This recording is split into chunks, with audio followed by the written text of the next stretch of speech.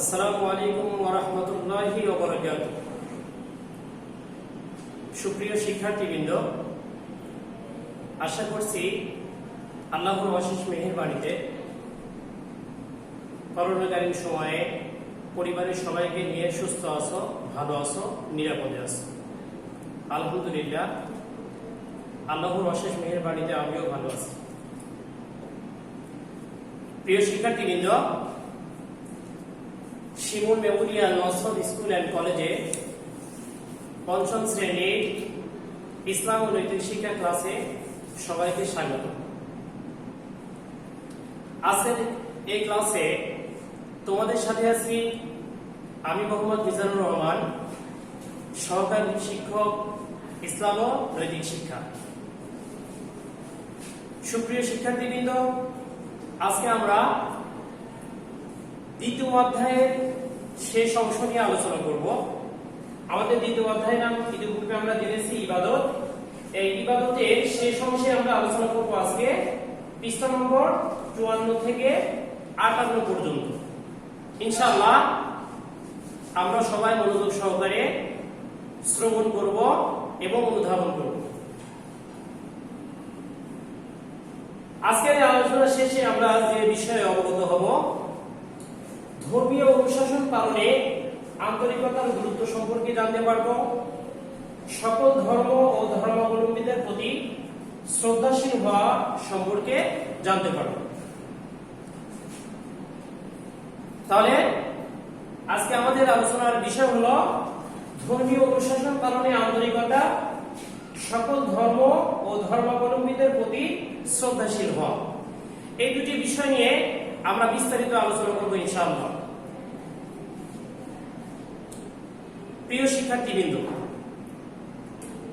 তাহলে আমরা শুরু করছি ধর্মীয় অনুশাসন পালনে আন্তরিকতা এই বিষয়ের উপরে। আমরা সকলে জানি, পৃথিবীতে মানুষ জন্মগ্রহণ করার পর অধিকাংশ মানুষ ধর্মকে অনুসরণ করে তার জীবনটিকে পরিচালিত করে। ঠিক তেমনই ভাবে আমরাও মুসলিম হিসাবে ইসলাম ধর্ম অনুসরণ করে আমরা আমাদের জীবনটিকে পরিচালিত করে থাকি। তো এই ধর্মীয় অনুশাসন পালনে যদি আন্তরিকতা না থাকে, তাহলে কি ধর্মীয় রীতিনীতি, ধর্মীয় যে অনুশাসন, ধর্মীয় যে ইবাদত বন্দেগী, এগুলো যথাযথভাবে করা সম্ভব হয় না। এজন্য অবশ্যই কি করতে হবে? ধর্মীয় অনুশাসন পালনে আন্তরিকতা থাকতে হবে। এখন আমরা সেই বিষয়গুলো নিয়ে আলোচনা করব, যে আমরা এই ধর্মীয় রীতিনীতি, ইবাদত বন্দেগী বা ধর্মীয় অনুশাসন পালনে কিভাবে আন্তরিকতা বজায় রাখতে পারি বা কেন বজায় রাখবো। খেয়াল করো, ধর্মীয় অনুশাসন পালনে আন্তরিকতা ও নিষ্ঠা একান্ত প্রয়োজন। কেন প্রয়োজন? যে ইবাদত অনুষ্ঠানের মূল কথা আল্লাহর উদ্দেশ্যে কি নিবেদিত হতে হবে। অর্থাৎ আমরা ইবাদত বন্দেগী হিসেবে যে কাজগুলোই করি না কেন, তার একমাত্র লক্ষ্য উদ্দেশ্য হবে আল্লাহ তাআলা। আল্লাহ তাআলাকে সন্তুষ্টি করার জন্যই কি আমরা যাবতীয় ইবাদত বন্দেগী করে থাকি এবং করব। ধর্মীয় যে ইবাদত বন্দেগী গুলো আমরা করে থাকি, এর মধ্যে বিশেষ কিছু ইবাদত বন্দেগী আছে, মৌলিক ইবাদত আছে। সেগুলো হলো সালাত, সাওম, যাকাত, হজ। এই চারটি যে আমরা ইবাদতের কথা বললাম, এই চারটি ইবাদতই কি আমাদের মৌলিক ইবাদত হিসাবে কি স্বীকৃত। তাহলে আমরা শুরু করছি মৌলিক ইবাদতগুলো নিয়ে।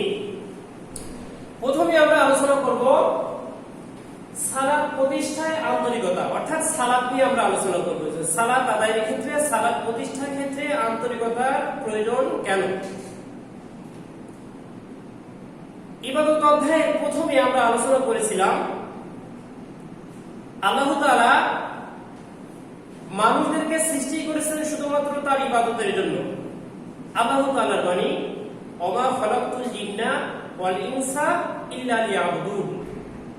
আমি মানুষ এবং জিন জাতিকে সৃষ্টি করেছি শুধুমাত্র আমার ইবাদতের জন্যই। তাহলে আল্লাহ তাআলা আমাদেরকে সৃষ্টি করলেন, সৃষ্টি করার পর নবী রাসূলদের মাধ্যমে আমাদেরকে ইবাদতের পদ্ধতি শিক্ষা দিলেন, আর আমরা ইবাদত সম্পর্কে অবগত হলাম। এই ইবাদত বন্দেগীর মধ্যে অন্যতম একটি ইবাদতের নাম হলো সালাত। সালাত কেমন ইবাদত এ সম্পর্কে বলা হয়েছে যে আল্লাহর ইবাদত ও আনুগত্যের জন্য যে বিশেষ যোগ্যতা ও অনুশীলনের প্রয়োজন তা গড়ে তোলা হলো সালাত।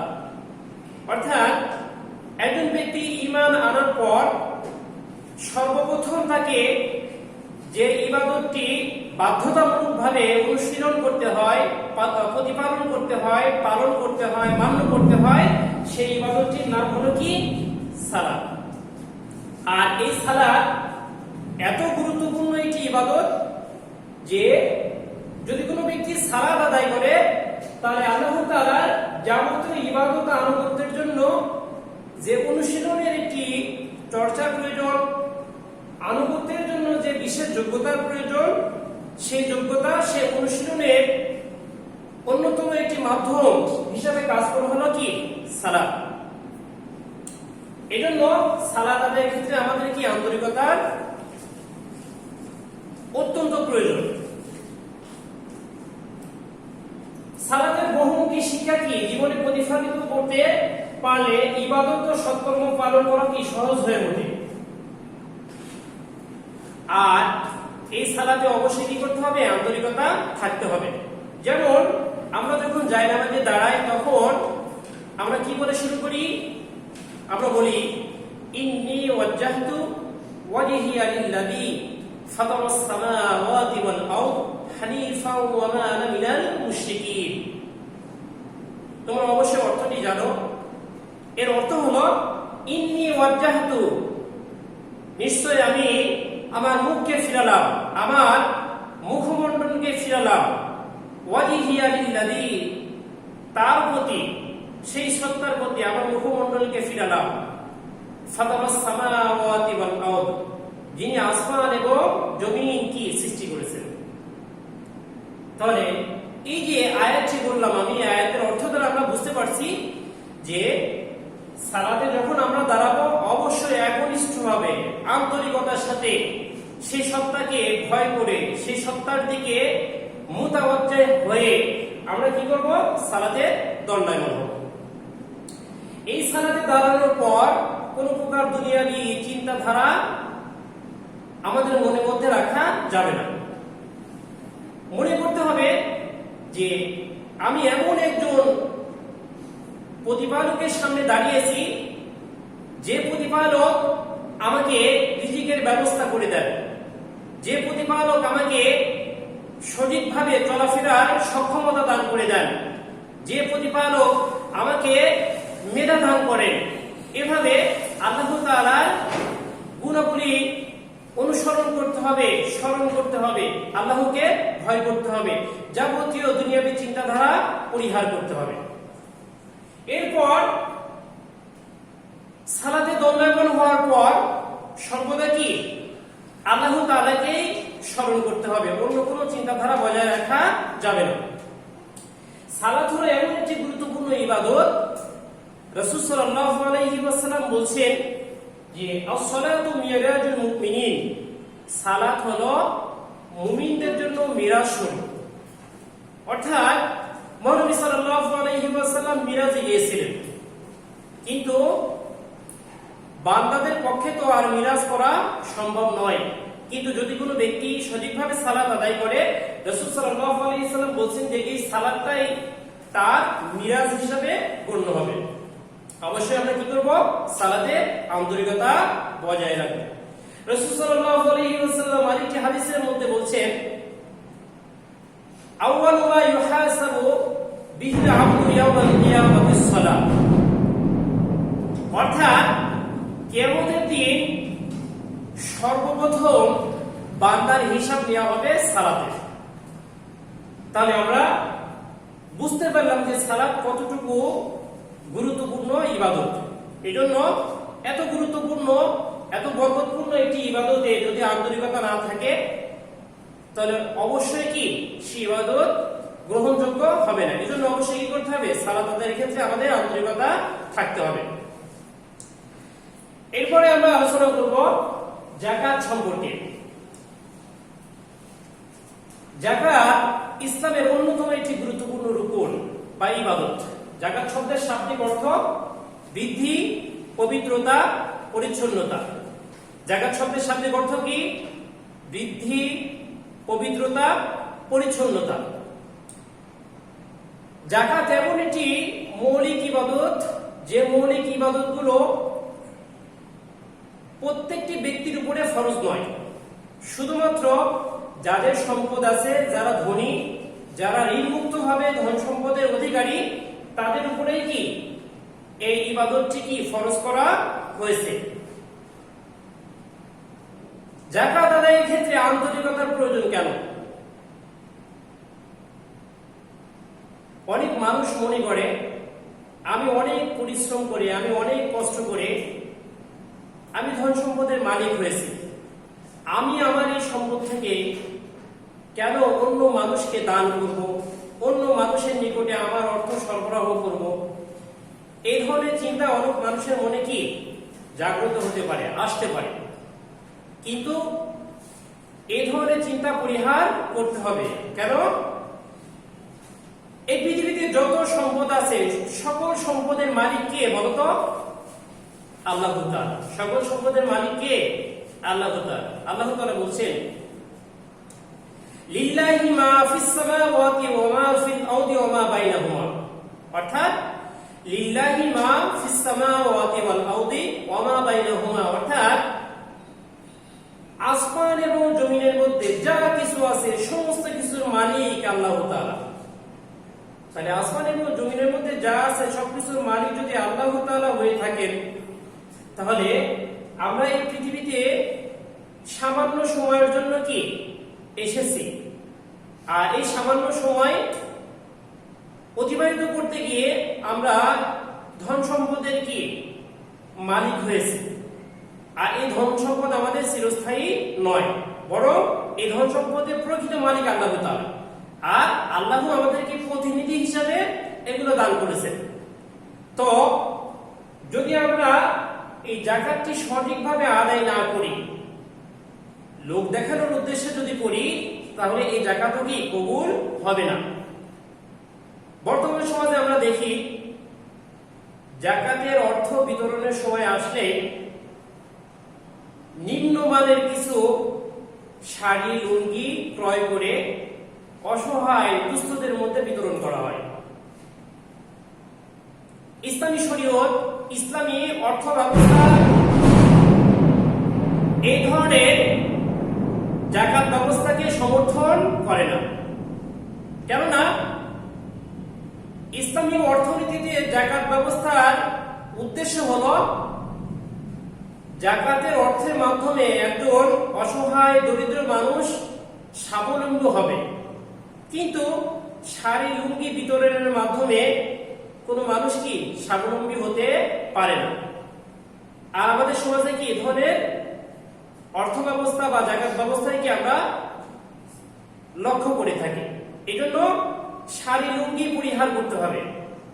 আমাদের যাকাতের অর্থ এমন ভাবে গরিব অসহায়দেরকে দিতে হবে যে অর্থের মাধ্যমে তার যে অভাব অনটন সেজন্য কি ক্রমান্বয়ে কাটিয়ে উঠতে পারে। এজন্য আল্লাহ তাআলা বলছেন ওয়াফি আমওয়ালিহিম হাক্কুল লিসাইলি ওয়াল মাহরুম, হে ধনী সম্প্রদায়, তোমরা যে যাকাত দিয়ে থাকো এটা কি অবশ্যই কি গরিবদের অধিকার। আল্লাহ তাআলা বলছেন অবশ্যই ধনীদের সম্পদে দরিদ্র ও বঞ্চিতদের কি রয়েছে? অধিকার রয়েছে। যদি কোনো ব্যক্তি এই যাকাত ব্যবস্থাটাকে সঠিকভাবে অনুসরণ করে, তাহলে আল্লাহ তাআলা বলছেন যে ওয়াকাল্লাহু ইন্নী মাকুম লাইন আকামতুমুস সালাহ ওয়া আতাইতুমুজ যাকাত। আল্লাহ তাআলা বলছেন যে আমি অবশ্যই তোমাদের সাথে আছি যদি তোমরা নামাজ কায়েম করো এবং যাকাত প্রদান করো। তাহলে যদি নিজের অর্থ কমে যাচ্ছে এই ধরনের চিন্তাধারা পরিহার করে আল্লাহর নির্দেশকে মান্য করে যথাযথ পন্থায় যদি আমরা যাকাত প্রদান করি, আল্লাহ তাআলার প্রতিশ্রুতি, আল্লাহ তাআলা অবশ্যই কি আমাদের সাথে থাকবেন। আর যদি কোনো ব্যক্তির সাথে আল্লাহ তাআলা থাকেন, তাহলে তার সম্পদ ক্রমান্বয়ে দিন দিন বৃদ্ধি পাবে, কমবে না। এজন্য অবশ্যই কি করবো, আমরা যাকাত আদায়ের ক্ষেত্রে আন্তরিকতা বজায় রাখবো। অসহায়, দরিদ্র, বঞ্চিত যারা আছে তারা যেন কি তাদের জীবনযাত্রার মানকে ক্রমান্বয়ে উন্নতির দিকে নিয়ে যেতে পারে, এদিকে আমরা কি লক্ষ্য রাখবো। আরেকটি মৌলিক ইবাদতের নাম হলো সাওম। সাওম শব্দের শাব্দিক অর্থ হলো বিরত থাকা, সাধনা করা। যতগুলো মৌলিক ইবাদত আছে, মৌলিক ইবাদতগুলোর মধ্যে সবচেয়ে বেশি আন্তরিকতার প্রয়োজন যে ইবাদতটির মধ্যে, তার নাম হলো কি সাওম। কেননা কোন ব্যক্তির মধ্যে যদি এই সাওম পালনের ব্যাপারে আন্তরিকতা না থাকে, তার পক্ষে কি এই সাওম পালন করা সম্ভব হয় না। কেননা সাওম পালন করাটা কি অনেক কষ্টকর। সুবে সাদিক থেকে সূর্যাস্ত পর্যন্ত সারাদিন কি অনাহারে থাকতে হয়। এছাড়াও অনেক বৈধ জিনিস আছে যেগুলো কি সাওম পালন করার কারণে বিরত থাকতে হয়। এই জন্য সাওম পালনের ক্ষেত্রে যদি আন্তরিকতা না থাকে, তাহলে কি কোনো ব্যক্তি সঠিকভাবে সাওম পালন করতে পারবে না। আর এত কষ্টসাধ্য একটি ইবাদত যখন কোনো ব্যক্তি প্রতিপালন করবে, পালন করবে, তখন আল্লাহ তাআলা তাকে কি অনেক সওয়াবের অধিকারী করবেন। যেমন আল্লাহ তাআলা বলেন, ইয়া আইয়ুহাল্লাযীনা আমানু কুতিবা আলাইকুমুস সিয়াম, হে ঈমানদারগণ তোমাদের উপরে কি সিয়াম ফরজ করা হয়েছে, কামা কুতিবা আলাল্লাযীনা মিন ক্বাবলিকুম, যেমনি ভাবে তোমাদের পূর্ববর্তীদের উপরে সাওম বা সিয়ামকে ফরজ করা হয়েছিল। কেন ফরজ করা হয়েছিল? লাআল্লাকুম তাত্তাকুন, যাতে তোমরা মুত্তাকি হতে পারো, তাকওয়াবান হতে পারো। তাহলে যদি কোনো ব্যক্তি সাওম পালন করাটা কষ্টকর হওয়া সত্ত্বেও আন্তরিকতার সাথে সেই ব্যক্তি সাওমটি পালন করে, সাওম পালন করে, তাহলে সেই ব্যক্তি অবশ্যই কি হবে, তাকওয়াবান হতে পারবে। আর যে ব্যক্তি তাকওয়াবান হতে পারবে, সে যাবতীয় অসৎ কাজ থেকে বিরত থাকতে সক্ষম হবে। এজন্য অবশ্যই কি করবো, আমরা সাওম পালনে কি হবো, একনিষ্ঠ হব। আমাদের যাবতীয় কার্যক্রমগুলোকে কি করতে পারবো, সঠিকভাবে পরিচালিত করতে পারবো। ইসলামের আরেকটি মৌলিক ইবাদতের নাম হলো হজ। হজ পালনের মাধ্যমে কি হয়, আল্লাহ তাআলার সন্তুষ্টি লাভ করা যায়। আর হজ হলো এমন একটি ইবাদত যেটি শারীরিক এবং আর্থিক, অর্থাৎ এই ইবাদতের মাধ্যমে যেমন টাকা পয়সার প্রয়োজন হয়, তেমনি ভাবে শারীরিক পরিশ্রমেরও প্রয়োজন হয়। তাহলে এই গুরুত্বপূর্ণ ইবাদতটি পালন করার ক্ষেত্রে কি থাকতে হবে, আন্তরিকতা থাকতে হবে। সবচেয়ে বড় বিষয় হলো হজ পালনের ক্ষেত্রে যে বিষয়টি আমরা সবচেয়ে বেশি গুরুত্ব দেব, সেটা হলো আমাদের অর্থ যেন সৎ পথে উপার্জিত অর্থ হয়, সেটা খেয়াল রাখবে।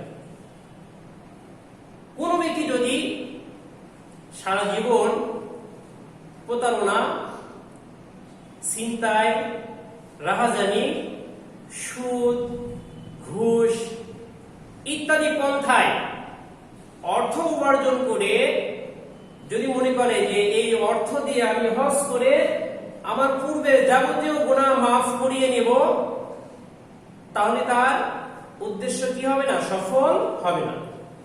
এজন্য অবশ্যই কি করতে হবে, হজের অর্থ সৎ পথে উপার্জিত অর্থ হতে হবে। যদি এই সৎ পথে উপার্জিত অর্থ দিয়ে আন্তরিকতার সাথে যদি কোনো ব্যক্তি হজ পালন করে, তাহলে রাসূল সাল্লাল্লাহু আলাইহি ওয়াসাল্লাম বলছেন, কোন সন্তান যখন তার মাতৃগর্ভ থেকে পৃথিবীতে আগমন করে, তখন সেই সন্তান যেমন নিষ্পাপ থাকে, অনুরূপভাবে হজ থেকে একজন হাজী যখন প্রত্যাবর্তন করে, তখন সেই হজে ঠিক নিষ্পাপ শিশুর ন্যায় হিসাবে কি প্রত্যাবর্তন করে। তাহলে আমরা যদি আমাদের জীবনের গুনাহ খাতাগুলোকে মাফ করতে চাই, অবশ্যই কি হতে হবে? হজের অর্থ সৎ পথে উপার্জিত অর্থ হতে হবে, সম্পদ হতে হবে। কোন অবৈধ পথে উপার্জিত সম্পদ অর্থ দিয়ে হজ করলে সে হজ কবুল হবে না। তাহলে হজে গিয়ে আন্তরিকতার সাথে আমাদের যে সমস্ত কাজগুলো করতে হয় সেগুলো কি? যখন আমরা কাবা ঘরকে তওয়াফ করি তখন আমাদেরকে একটি দোয়া করতে হয়, সেটি হলো লাব্বাইক আল্লাহুম্মা লাব্বাইক লা শারীকা লাকা লাব্বাইক ইন্নাল হামদা ওয়ান নি'মাতা লাকা ওয়াল মুলক লা শারীকা লাক। এভাবে আমরা কাবা ঘরে চতুর্দিকে ঘুরতে থাকি আর কি করতে পারি? এই দোয়াটি পড়তে পারি। তাহলে এই কাজগুলো যদি সঠিকভাবে আমরা পালন করি, যদি অনুসরণ করি, আমাদের আন্তরিকতা যদি সঠিকভাবে বজায় রাখি, অবশ্যই এই হজ আল্লাহ তাআলার সন্তুষ্টি অর্জনের অন্যতম একটি মাধ্যম হয়ে যাবে। তাহলে অবশ্যই কি আমরা এগুলো কি করব? অনুসরণ করব। দ্বিতীয় নম্বর যে টপিকে আমরা আলোচনা করব সেটি হলো যে সকল ধর্ম ও ধর্মাবলম্বীদের প্রতি শ্রদ্ধাশীল হওয়া। আমরা সবাই জানি যে ইসলাম হলো উদার, মানবতাবোধ সম্পন্ন, পরম সহিষ্ণু একটি আন্তর্জাতিক জীবন ব্যবস্থার নাম।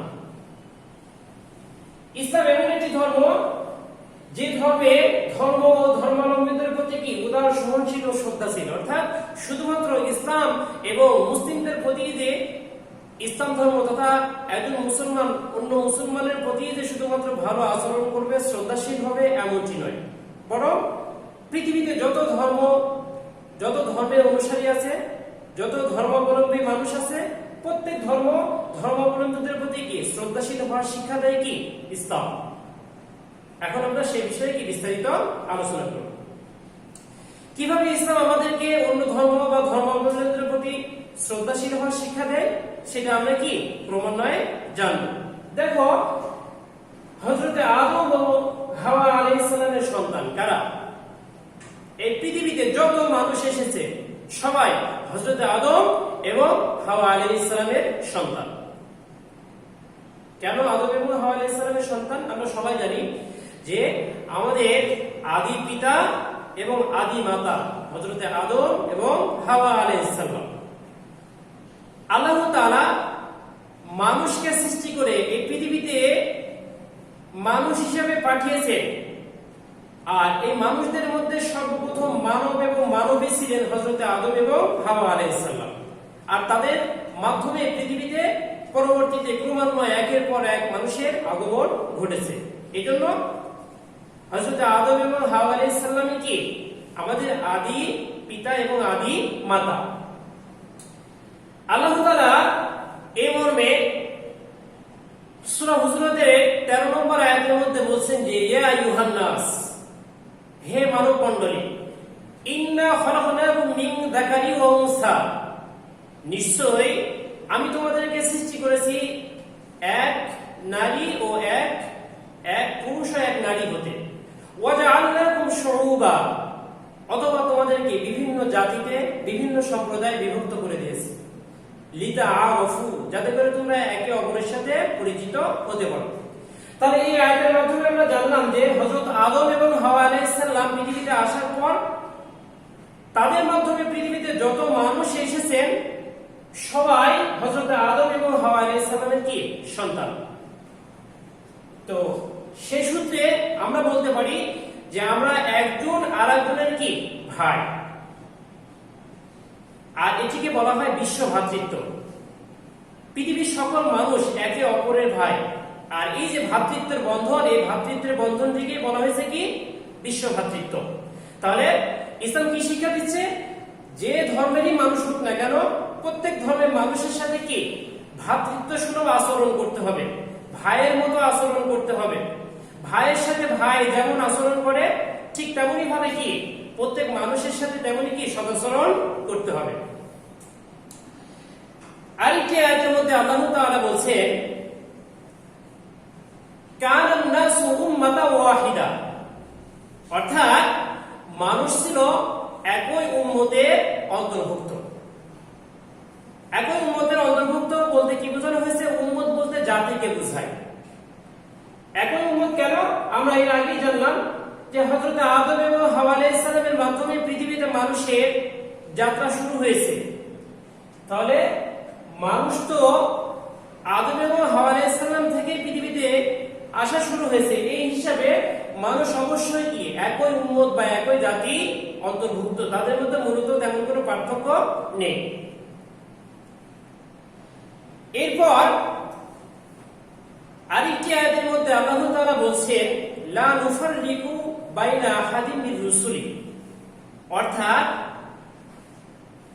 আমরা নবী রাসূলের মধ্যে কোনো পার্থক্য করি না। এই আয়াতের অর্থের দিকে তাকালে বোঝা যায় যে ইসলাম এত উদারপন্থী পরমসহিষ্ণু একটি জীবন ব্যবস্থা, যে জীবন ব্যবস্থায় কোন নবী রাসূলের মধ্যেও কি কোনো পার্থক্য তৈরি করা হয়নি।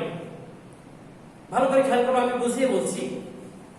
দেখো, আমাদের নিকটে নবী হিসাবে, রাসূল হিসাবে এসেছেন আমাদের প্রিয় নবী হযরত মুহাম্মদ সাল্লাল্লাহু আলাইহি ওয়াসাল্লাম। কিন্তু হযরত মুহাম্মদ সাল্লাল্লাহু আলাইহি ওয়াসাল্লাম তো নবী এবং রাসূল, এছাড়াও পৃথিবীতে অসংখ্য নবী রাসূল এসেছেন। যেমন হযরত মুসা আলাইহিস সালাম একজন নবী এবং রাসূল, হযরত ঈসা আলাইহিস সালাম একজন নবী এবং রাসূল, হযরত দাউদ আলাইহিস সালাম একজন নবী এবং রাসূল। কিন্তু যদি আমরা এটা বিশ্বাস করি, এটা মনে করি যে না, আমাদের প্রতি যেহেতু মহানবী সাল্লাল্লাহু আলাইহি সাল্লাম এসেছেন, তাকে শুধুমাত্র আমরা সম্মান করব, তাকে শুধুমাত্র নবী এবং রাসূল হিসেবে বিশ্বাস করব, তাহলে কি হবে? হবে না। আর এটা ইসলাম ধর্মের স্বীকৃত নয়। বরং ইসলাম কি স্বীকৃতি দেয়? পৃথিবীতে যত নবী রাসূল এসেছেন সবাই মর্যাদা সম্পন্ন, সবাই কি আল্লাহ তাআলার পক্ষ থেকে প্রেরিত পুরুষ। আর ইসলাম এটা কি সমর্থন করে। এজন্য ইসলাম হলো কি একটি মানবতাবোধ সম্পন্ন পরমসহিষ্ণু একটি আন্তর্জাতিক জীবন ব্যবস্থার নাম। মহানবী সাল্লাল্লাহু আলাইহি ওয়াসাল্লাম যে পৃথিবীতে এসেছেন সর্বশেষ নবী হিসেবে, এটি কি শুধুমাত্র মুসলমানদের জন্য এসেছিলেন? না, বরং সমগ্র পৃথিবীর মানুষের কাছে তিনি প্রতিনিধি হিসেবে এসেছিলেন। আল্লাহ তাআলা বলেন ওয়ামা আরসালনাকা ইল্লা কাফাতাল লিন-নাসি বাশীরাও ওয়া নাযীরা। আল্লাহ বলেন যে হে নবী, আমি আপনাকে সমগ্র মানব জাতির নিকটে ভয় প্রদর্শনকারী এবং সুসংবাদ দানকারী হিসেবে প্রেরণ করেছি। তাহলে দেখো যে ইসলাম যে একটি মানবতাবোধ সম্পন্ন পরমসহিষ্ণু আন্তর্জাতিক জীবন ব্যবস্থা, তার অন্যতম একটি নিদর্শন হলো যে ইসলাম মহানবী সাল্লাল্লাহু আলাইহি ওয়াসাল্লামকে সমগ্র মানুষের জন্য কি স্বীকৃতি দিয়েছেন। অর্থাৎ শুধুমাত্র মুসলমানদের জন্য তিনি আসেননি, হিন্দু, বৌদ্ধ, খ্রিস্টান যত ধর্মের মানুষ ছিল সবার নিকটেই তিনি কি প্রতিনিধি হিসেবে এসেছিলেন। এজন্য ইসলাম কি উদারপন্থী একটি মানবতাবোধ সম্পন্ন জীবন ব্যবস্থা। প্রিয় শিক্ষার্থীবৃন্দ, এই পর্বে আমরা জানবো মদিনার সনদ। তোমরা মদিনার সনদ ইতিপূর্বে মদিনার সনদ সম্পর্কে জেনেছো যে মদিনার সনদের মাধ্যমে ইসলাম যে উদার মানবতাবোধ সম্পন্ন একটি ধর্ম বা জীবন ব্যবস্থা, তার একটি কি অনন্য দৃষ্টান্ত। মদিনাতে ইহুদি, খ্রিস্টান, অগ্নি পূজক, মূর্তি পূজক বিভিন্ন ধর্মের মানুষ বসবাস করত। কিন্তু মহানবী সাল্লাল্লাহু আলাইহি সাল্লাম যখন মদিনাকে একটি ইসলামী রাষ্ট্র হিসেবে প্রতিষ্ঠিত করলেন, সেই মদিনা সনদের মাধ্যমে যখন ইসলামী রাষ্ট্র হিসেবে প্রতিষ্ঠা করার পর মহানবী সাল্লাল্লাহু আলাইহি সাল্লাম সকল ধর্মের মানুষকে সমান অধিকার দিয়েছিলেন। সকল ধর্মের মানুষ তাদের ধর্মীয় স্বাধীনতা পেয়েছিলেন, সকল ধর্মের মানুষ তাদের মানবাধিকার পরিপূর্ণরূপে পেয়েছিলেন। তাহলে মদিনা সনদের মাধ্যমে আমরা জানতে পারি, বুঝতে পারি যে ইসলাম কি অন্য ধর্মকে শ্রদ্ধা করে, অন্য ধর্মের মানুষের কি মানবাধিকারকে মূল্যায়ন করে। এজন্য ইসলাম কি আন্তর্জাতিক এবং মানবতাবোধ সম্পন্ন একটি আন্তর্জাতিক জীবন ব্যবস্থার নাম। পত্র প্রেরণ। মহানবী সাল্লাল্লাহু আলাইহি সাল্লাম মদিনায় হিজরতের পর যখন মদিনায় একটি ইসলামী রাষ্ট্র প্রতিষ্ঠা করলেন, সেই সময় নবী সাল্লাল্লাহু আলাইহি সাল্লাম যুদ্ধের তুলনায় সন্ধি ও সুসম্পর্ক গড়ে তোলাকে বেশি অগ্রাধিকার দিতেন।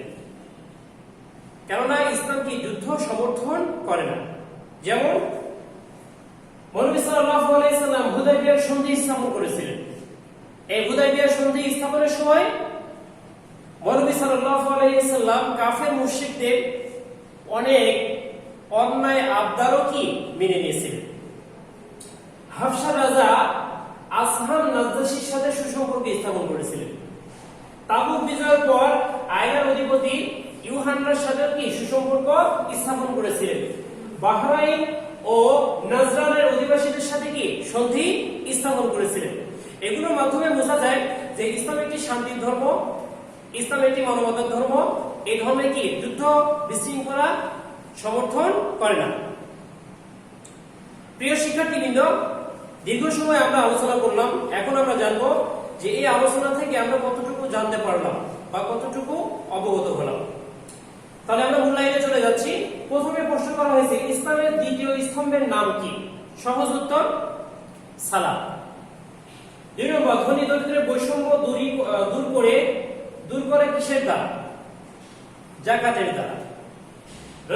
রাসূলদের মধ্যে আমি কোনো পার্থক্য করি না, এটি কার বাণী? মহান আল্লাহ তাআলা। সুসম্পর্ক গড়তে নবী সাল্লাল্লাহু আলাইহি সাল্লাম কাফেরদের অন্যায় আবদার কোন স্থানে মেনে নিয়েছিলেন? হুদায়বিয়া নামক স্থানে, অর্থাৎ হুদায়বিয়ার সন্ধির সময়। আশা করছি সবাই কি উত্তরগুলো করতে পেরেছো। সুপ্রিয় শিক্ষার্থীবৃন্দ, আজকের এই ক্লাসের পর আগামী দিনকে তোমাদের টপ ক্লাস দিতে হবে।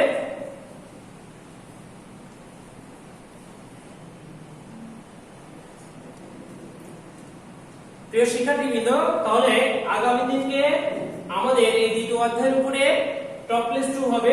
টপ ক্লাস 2 তে তোমরা অবশ্যই কি যে প্রশ্নগুলো গুরুত্ব সহকারে পড়বা সেটা হলো অনুশীলনীর 17, 18 এবং বইয়ের মধ্যে থেকে, আলোচনার মধ্যে থেকে আমি প্রশ্ন বানিয়ে দেব। আসলে প্রশ্নগুলো অবশ্যই কি পড়ার ভিতর থেকে দেওয়া হবে।